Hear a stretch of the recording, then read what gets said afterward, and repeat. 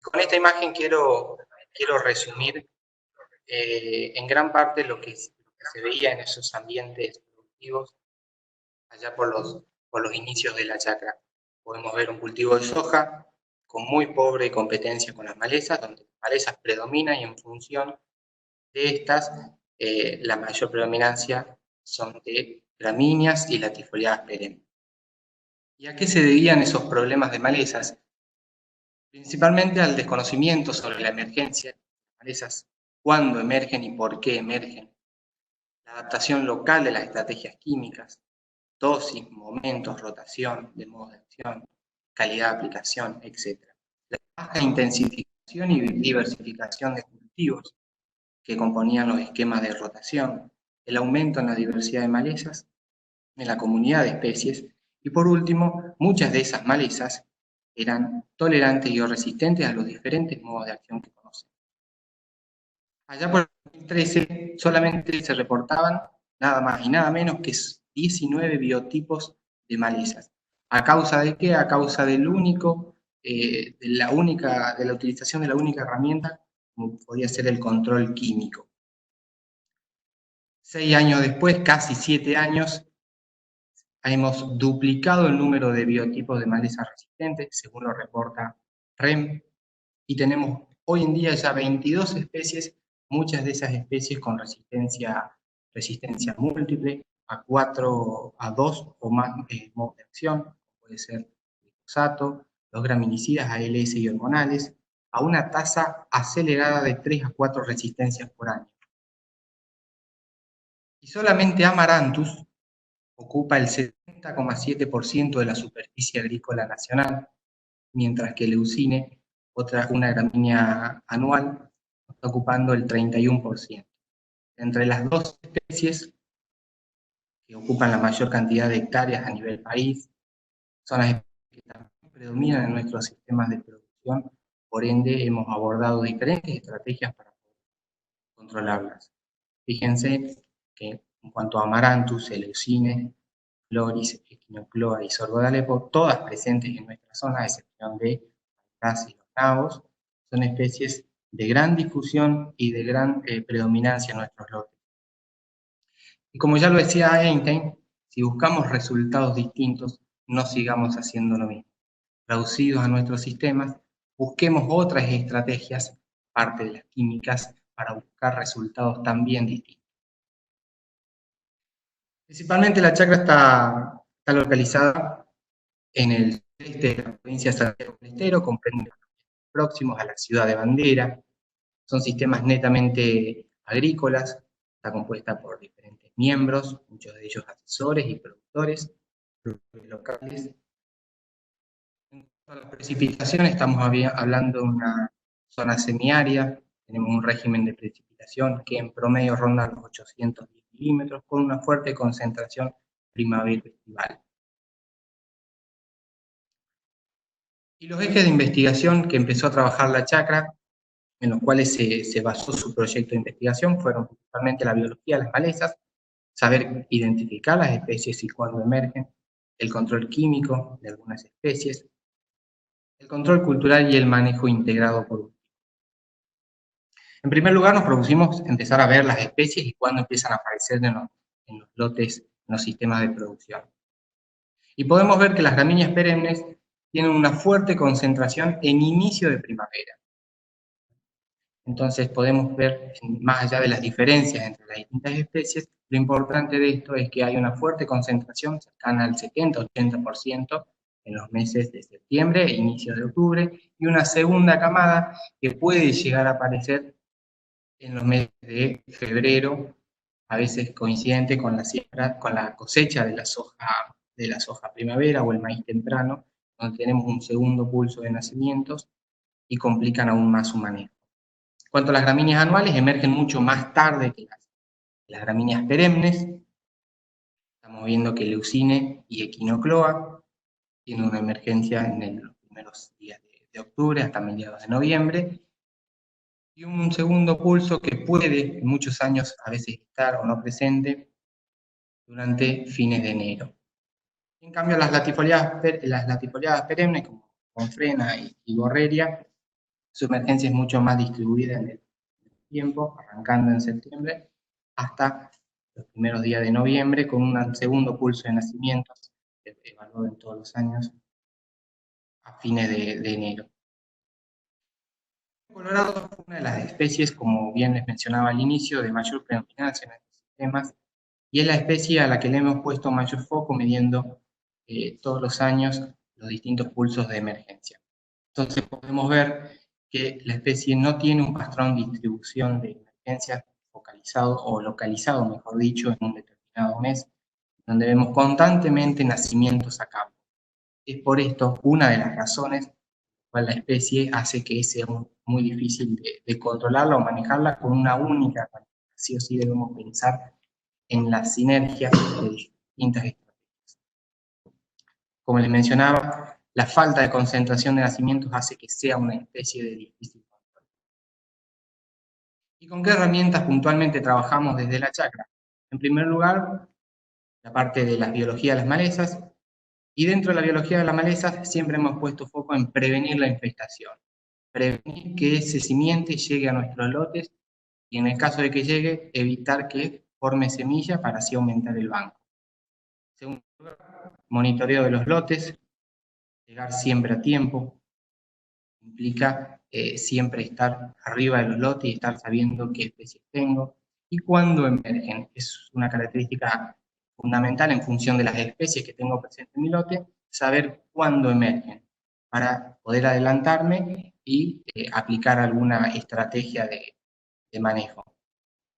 En cuanto al área química, hemos trabajado con herramientas genéticas para rotar modos de acción, el uso de herbicidas residuales y el solapamiento de esos herbicidas residuales, qué herbicidas y cuándo los aplicamos, la calidad de la aplicación para mejorar esos controles.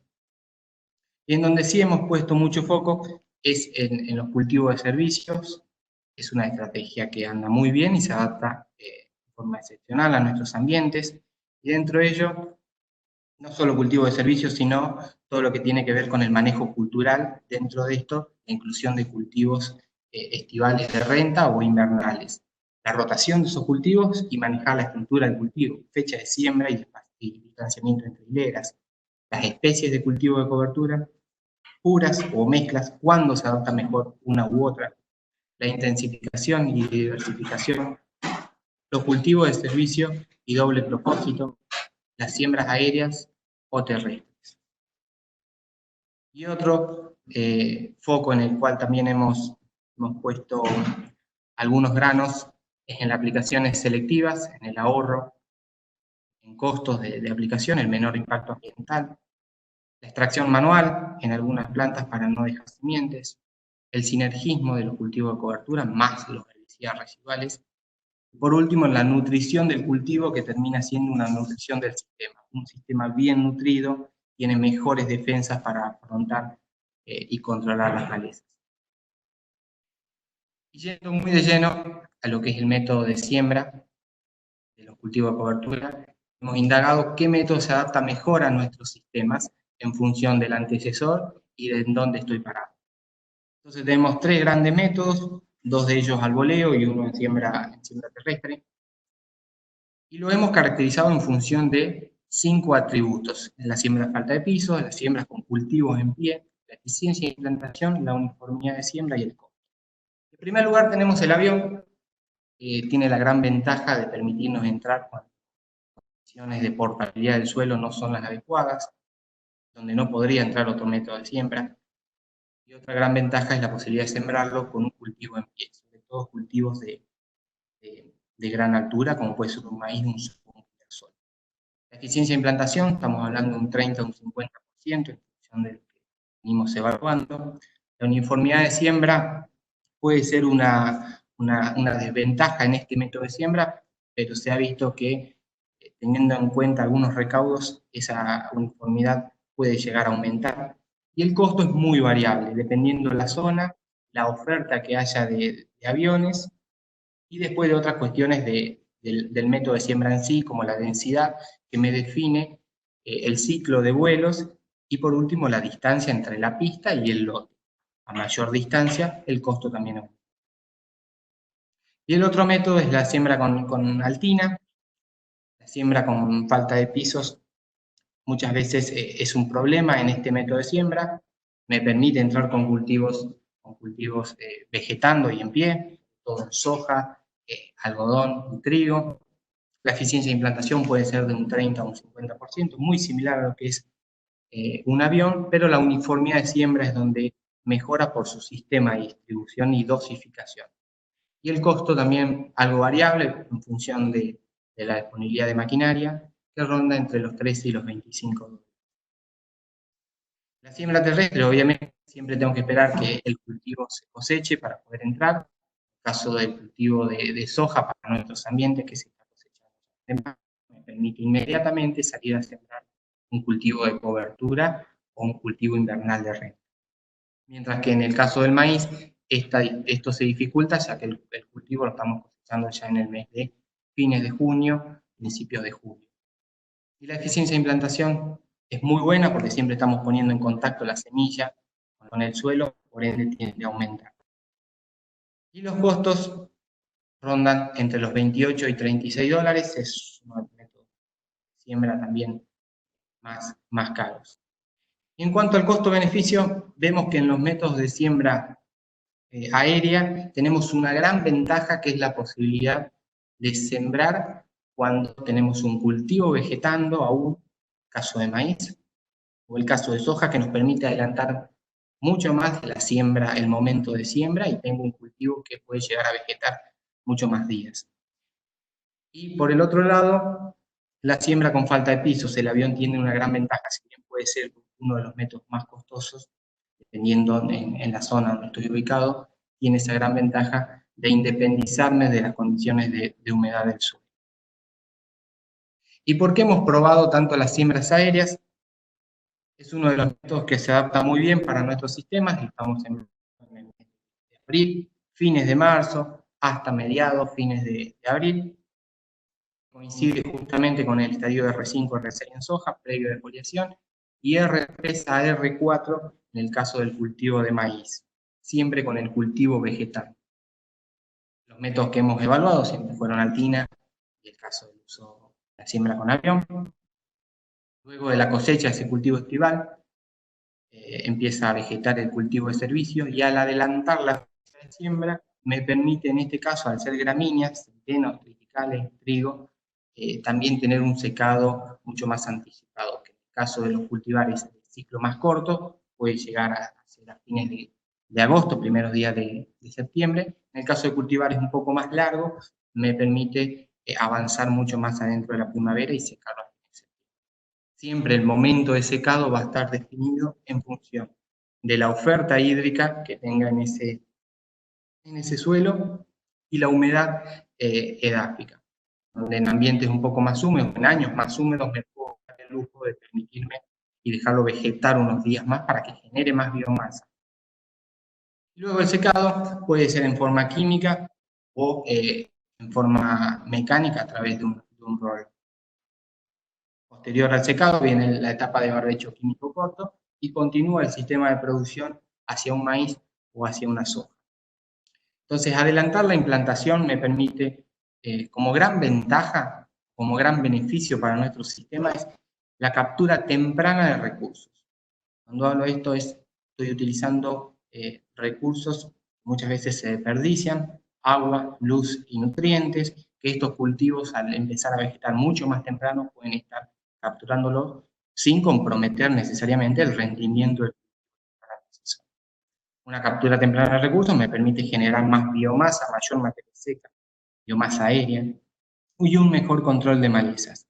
Y a su vez, al adelantar mucho la fecha de siembra, me permite un secado mucho más precoz y disminuir el riesgo hídrico ante una escasa recarga del perfil luego del secado. Unas imágenes de las experiencias que venimos teniendo. En el caso de cultivo de maíz sembrado con avión, trigo a una densidad de 44 kilos por hectárea.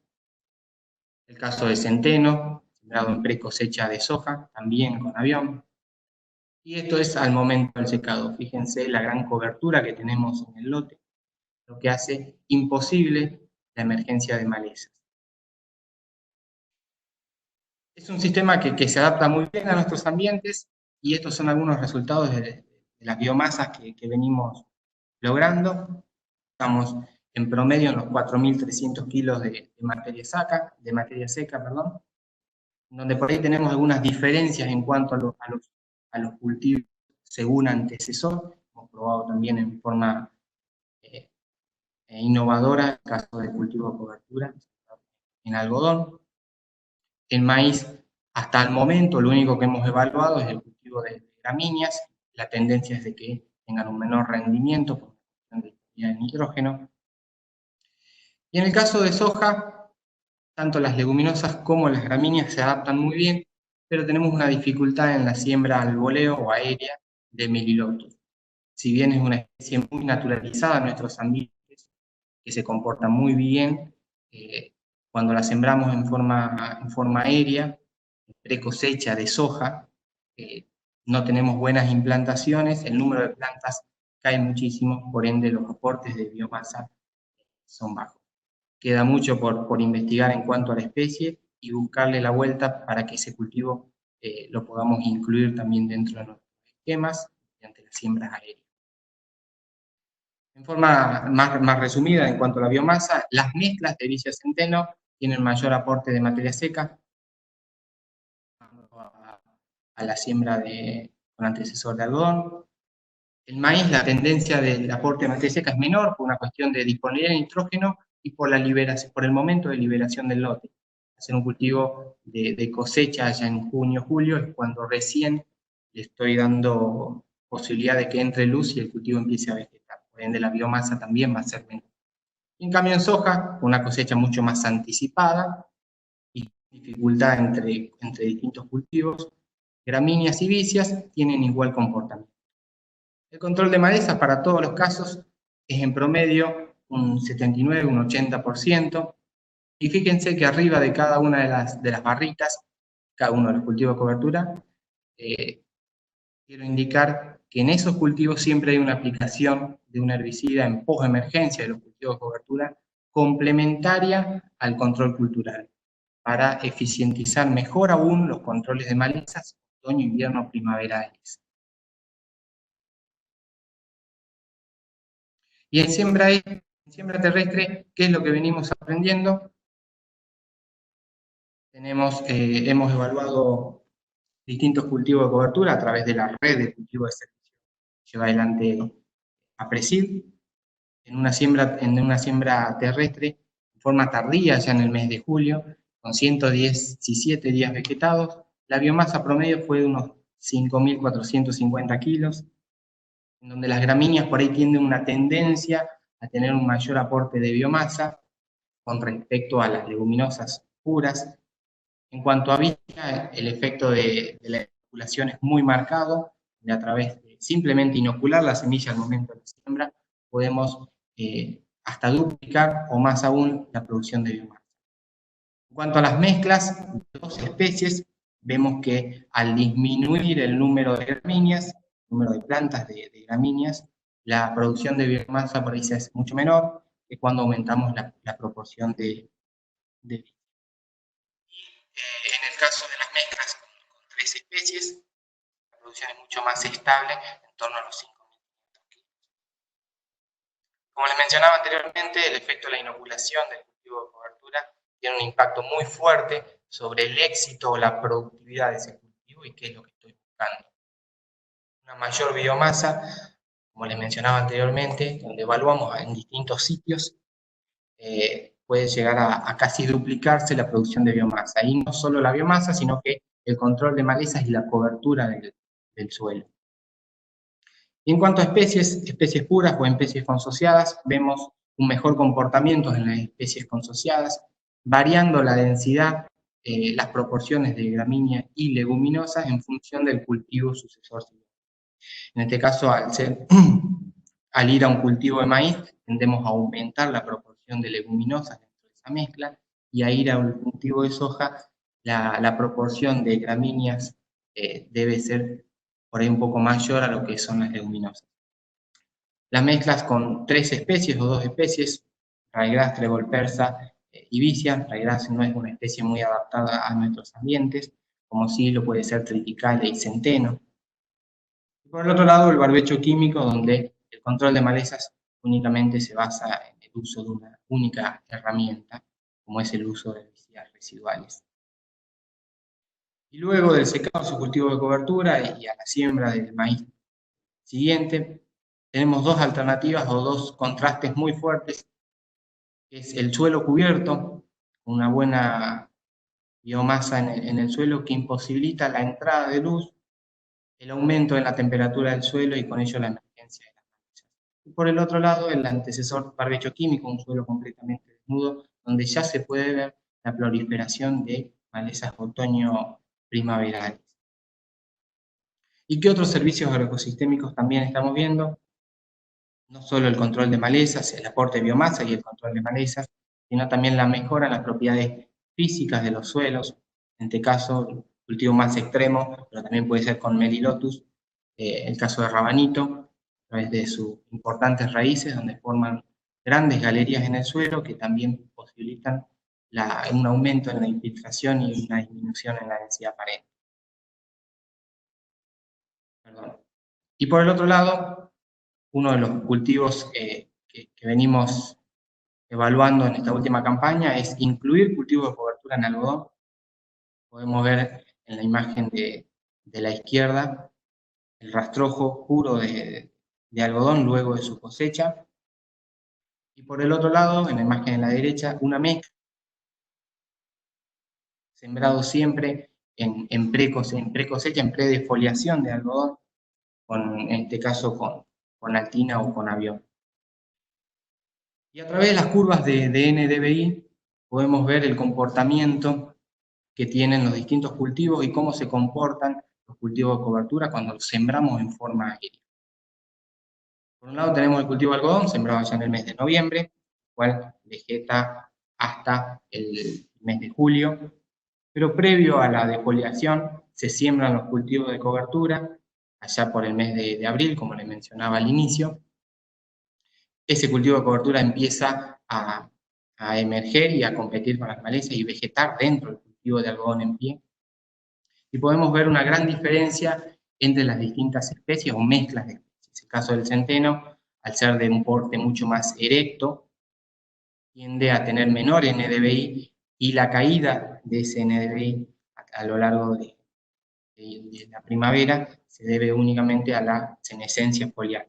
Mientras que en el caso de vicia y centeno, al complementar un cultivo de porte erecto versus un cultivo de porte rastrero, podemos ver un mayor NDVI que obviamente se mantiene a unos niveles mucho más altos que el centeno. Y por el otro lado, las malezas, podemos ver en un tratamiento testigo cómo van aumentando progresivamente a lo largo de toda la estación otoñal, invierno, otoño-invernal. Y en este caso, lo que les quería mostrar es el solapamiento de los ciclos, el cultivo de algodón más los cultivos de cobertura. Tenemos 2 meses, casi 2 meses de solapamiento de ciclos del cultivo de algodón más el cultivo de cobertura. Y luego al secado se produce el rolado, el cultivo de cobertura y la destrucción de ese rastrojo de algodón. Prosiguen luego el barbecho químico corto y posteriormente se siembra un maíz tardío, donde otra vez vuelve a subir el NDVI.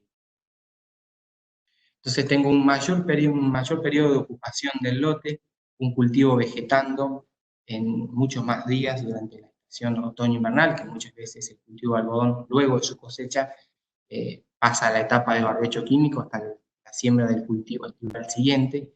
Y en este caso es una estrategia que se adapta muy bien para el cultivo de algodón. Y por otro lado, ¿qué es lo que vemos? Por un lado la vicia más el centeno, y el centeno, una homogénea cobertura, muy buena cobertura del lote, que hace y dificulta la emergencia de malezas durante la estación primaveral, que es cuando a mí más me interesa por el pulso de nacimiento que tienen todas las malezas. Y en algunos casos debemos usar herbicidas residuales dentro de los cultivos de cobertura. En este caso, muchas veces en el otoño invierno y inicios de la primavera podemos tener nacimientos de algunas malezas y algunas de ellas de muy difícil control o que pueden ser un dolor de cabeza, como es rama negra, cardos, paritaria, quinoa, cerraja. ¿Y en qué especies o por qué debo utilizarlos en algún momento? Algunas especies son de crecimiento inicial muy lento, como pueden ser la vicia o, o los tréboles, sobre todo en siembras tardías. En siembras tempranas la diferencia no es tan abrupta, pero en siembras tardías las leguminosas tienden a crecer menos que las especies gramíneas. Y cuando aumento la proporción de especies de diferentes hábitos de crecimiento, como puede ser una vicia, un centeno y un rabanito, y al explorar diferentes estratos de suelo, obtengo una mayor cobertura. Entonces tengo dos opciones, en el caso de las leguminosas y ante lotes con gran proliferación de malezas problema, el uso de herbicidas residuales, o bien complementar ese cultivo de cobertura con otras especies que tengan diferentes hábitos de crecimiento para así cubrir más tempranamente el suelo y evitar la germinación de esas malezas. Entonces hemos evaluado diferentes herbicidas residuales, cultivos de cobertura, en especies puras y consociadas, como puede ser las distintas gramíneas, leguminosas, mezclas de gramíneas y leguminosas, y la mezcla de crucíferas, leguminosas y gramíneas. Y podemos ver diferentes grados de fitotoxicidad dependiendo del cultivo de cobertura y el principio activo que utilicemos. Muchas veces vicia es la especie menos sensible a los distintos herbicidas, mientras que por el otro lado, por una cuestión de tamaño de semillas, los rabanitos son especies de mayor sensibilidad. Y a su vez, dentro de cada una de las gramíneas, para una misma familia, tenemos respuestas diferenciales cuando, en este caso un ejemplo únicamente, el uso de imacetapir a razón de 1 litro por hectárea, si bien no es un producto recomendado para gramíneas, hemos visto que dentro de una misma familia existe respuesta diferencial entre diferentes especies. Avena es más sensible que el caso de centeno para el caso de imacetapir. Y de esto surgen las diferentes combinaciones que podemos llegar a tener en cuanto a los cultivos de cobertura en función de los diferentes preemergentes que podemos llegar a utilizar. En el caso de vicia, por ahí la mezcla de diflufenican más flumezulán es uno de los que mejor desempeño tienen, prometrina, saflufenacil y flumezulán o diflufenican aplicados solos. En el caso del rabanito, una especie de menor tolerancia, como les dije anteriormente, donde las herramientas químicas por ahí son menores con respecto al resto de las especies. El control de malezas, remarcando algunas de las alternativas que pueden ser aplicadas a estos cultivos de cobertura en forma más general, flumezulán y diflufenican, solos o en mezcla, saflufenacil o prometrina, pueden llegar a obtener muy buen desempeño.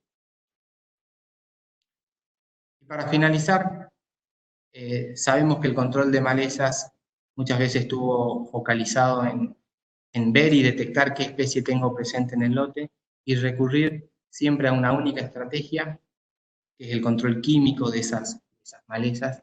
Como lo vimos anteriormente, ha traído consecuencias irreversibles y muy costosas para nuestros sistemas de producción, que es la resistencia de esas malezas. Por ende, un sistema muy simplificado en donde nunca se tuvo en cuenta la sinergia entre los procesos, la interacción de procesos para eficientizar ese control y aumentar la productividad del sistema. Y por el otro lado, tenemos la integración o la integración de procesos. Debemos entender que nosotros manejamos procesos dentro del sistema de producción, donde las herramientas ya no solo son químicas, sino que existen muchas más y que tenemos disponibles al alcance de la mano.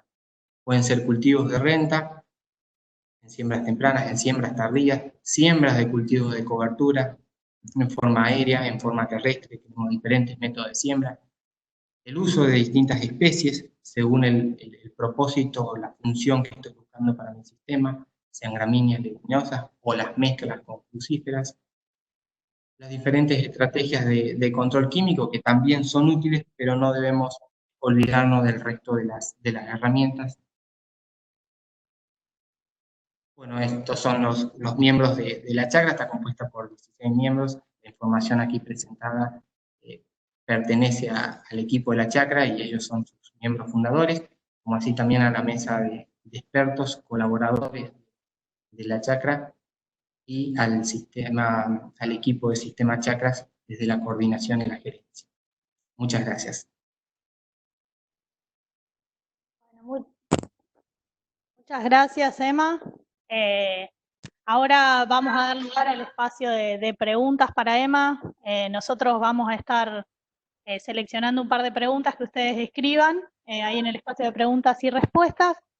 Y bueno, se las vamos a hacer a Emma por ustedes. Acá ya, Emma, hay una pregunta que dice si han visto que si utilizan la misma especie de cultivos de servicio, las malezas aumentan como adaptándose a esa especie. ¿Cómo, Cintia? ¿Me puedes repetir la pregunta? Se entrecortó. Y han visto que si utilizan la misma especie de cultivos de servicio, las malezas aumentan como adaptándose a esa especie. Sí, hay malezas que por ahí tienen muy buena adaptación a determinados cultivos de cobertura. Hemos visto que en el caso de vicia, por ejemplo, muchas veces la emergencia de quinoa termina siendo un problema, o tiene una tasa de crecimiento muy rápida y muy similar a lo que es el cultivo de vicia, termina a veces siendo un problema. En el caso de las gramíneas, en la siembra aérea por ahí tengo pequeños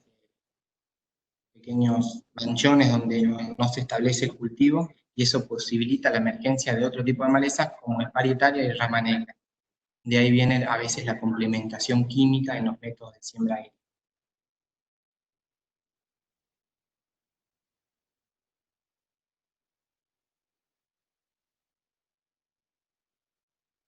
Acá hay otra pregunta, Emma, dice, ¿cómo juega el cultivo de servicio con la disponibilidad de agua al momento del cultivo siguiente? ¿Riesgos, sí o no? Hay muchos trabajos que han realizado Salvador Prieto y Clara Berton del INTA Quimilí, donde demuestran muchos años que puede haber un riesgo de los cultivos de cobertura, sobre todo en nuestros ambientes, que la oferta hídrica por ahí puede llegar a ser escasa si tomamos una serie histórica muy grande. En el caso de la chacra, estos últimos 6 años, hemos tenido grandes precipitaciones y el promedio de esas lluvias estuvo por encima, la cantidad de lluvia durante estos años estuvo por encima del promedio histórico, por ende no hemos encontrado un gran efecto marcado sobre el efecto negativo de los cultivos de cobertura que me pueden llegar a pasar factura para el cultivo estival siguiente. Muchas veces al medirlo al momento del secado del cultivo de cobertura, vemos un costo hídrico que dependiendo de la especie puede rondar entre los 60 hasta los 150 milímetros, dependiendo de especie obviamente y ciclo o días de vegetado.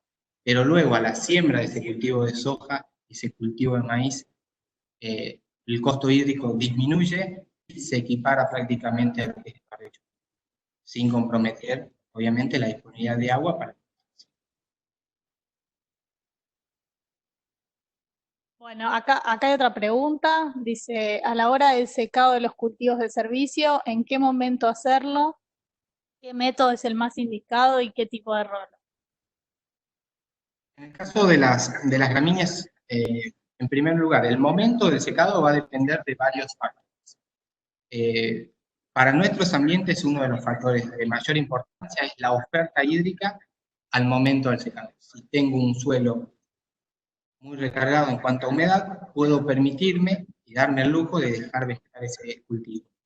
En forma general, para lo que venimos evaluando, en el caso de las gramíneas, se ubica alrededor del estadio de antesis.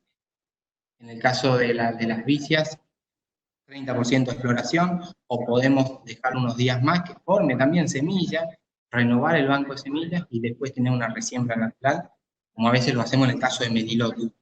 Pero bueno, está en función del sitio donde estoy parado y de la oferta.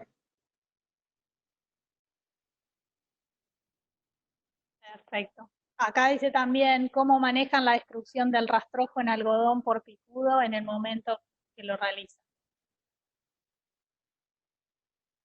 Bueno, luego de la siembra del cultivo de cobertura, dentro del algodón, siempre en predefoliación, el cultivo comienza a vegetar, ni bien se cosecha el lote, y luego a la destrucción del rastrojo, por disposición de cenaza, se realiza en forma mecánica a través de un rolado. Puede ser desmalezado o rolado. En este caso, el desmalezado en Vicia no hemos tenido buenas experiencias, por ende hemos optado por la opción del rolo, para destruir el cultivo de cobertura, y por el otro lado el rastrojo.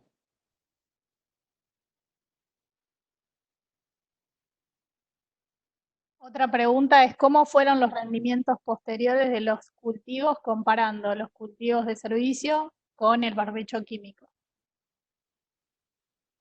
Bueno, y en este caso, el ensayo que les mostraba anteriormente tiene maíz sembrado actualmente y veremos los rendimientos a posteriori. Pero en función de lo que ya se viene evaluando, vemos una respuesta muy marcada con antecesor Vicia, en muy buena adaptación también a los sistemas.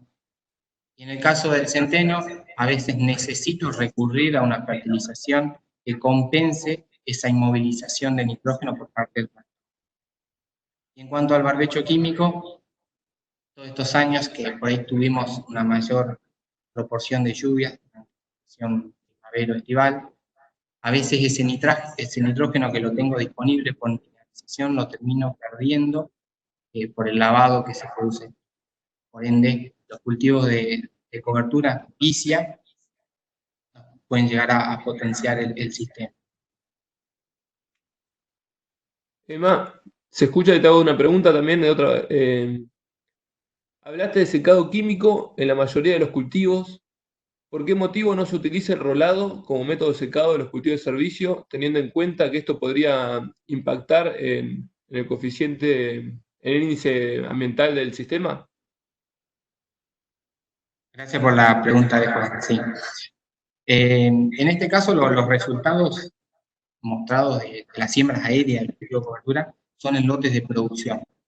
Y como podemos ver en esta imagen, son pues, lotes muy grandes, donde la superficie afectada a los cultivos de cobertura también es grande. Por ende, si opto por un rolado mecánico, necesito varios implementos, varios tractores para acelerar esa labor. En cambio, con el secado químico me permite ir a una mayor velocidad y secar el cultivo de cobertura en un determinado momento, con mucho más agilidad, mucho más rápido. De ahí viene el secado químico.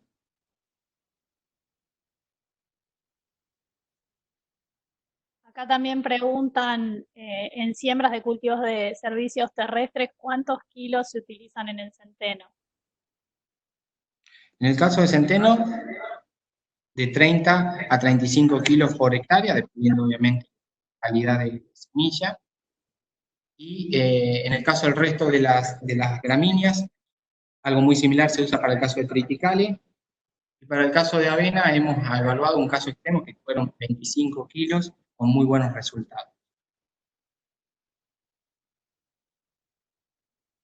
Otra pregunta, Emma, dice, ¿han evaluado el efecto de hacer un pastoreo sobre el cultivo de servicio o cómo piensan que se puede comportar con el control de malezas? No hemos evaluado el pastoreo directo sobre los cultivos de cobertura. A nivel personal, en un establecimiento familiar, practicamos a diario la práctica, donde pastoreamos diferentes cultivos de cobertura y buscarle una segunda vuelta a ese cultivo. Por un lado, la traducción de ese pasto en carne y por el otro lado, algún beneficio del ecosistema. En función de nuestro sistema está más focalizado el control de malezas. En los sistemas de producción de bandera predomina netamente la agricultura y no hay sistemas mixtos o sistemas ganaderos. Por ende, no hemos podido evaluarlo.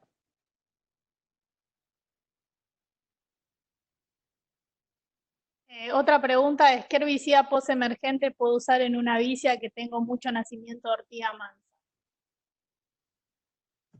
Bueno, en ese caso hemos también evaluado algunos postemergentes, para el caso de Vicia.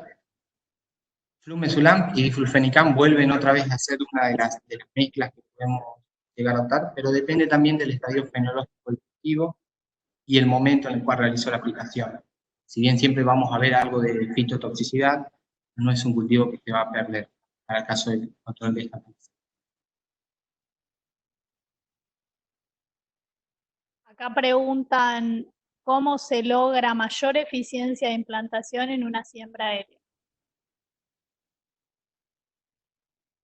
La eficiencia de implantación en la siembra aérea siempre está en función de las precipitaciones que tengo posterior a ese momento de siembra.